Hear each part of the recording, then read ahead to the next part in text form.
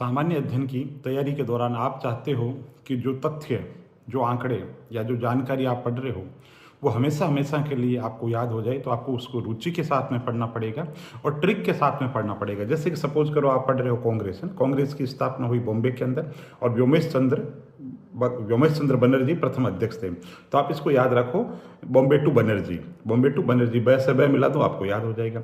अपन लिपि की बात करते हैं ना, तो ब्रह्म लिपि है वो बाईं से दाईं ओर लिखी जाती है, तो सीधा ब्रह्म लिपि बाईं से दाईं ओर लिखी जाती है, तो उल्टा खरोष्ट लिपि दाईं से बाईं ओर लिखी जाएगी।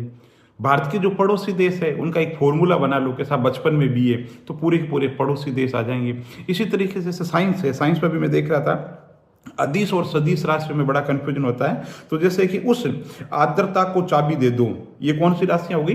अदिश राशि हो गई। ऊ से ऊर्जा हो गया, स से समय हो गया, आ से आयतन हो गया, दे से द्रव्यमान हो गया, कै से कार्य हो गया, चा से चाल हो गई, दो से दाब हो गया। तो ये साइंस की कौन सी हो गई? अदिश राशियां हो गई, बाकी सदिश राशियां हो जाएगी।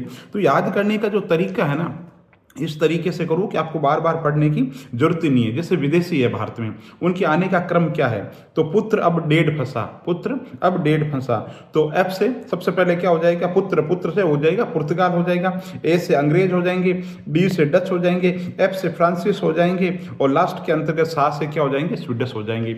तो कहने का मतलब है, चाहे विज्ञान हो चाहे संविधान हो, सबको इस तरीके से याद करो, बहुत रुचिकर लगेगा।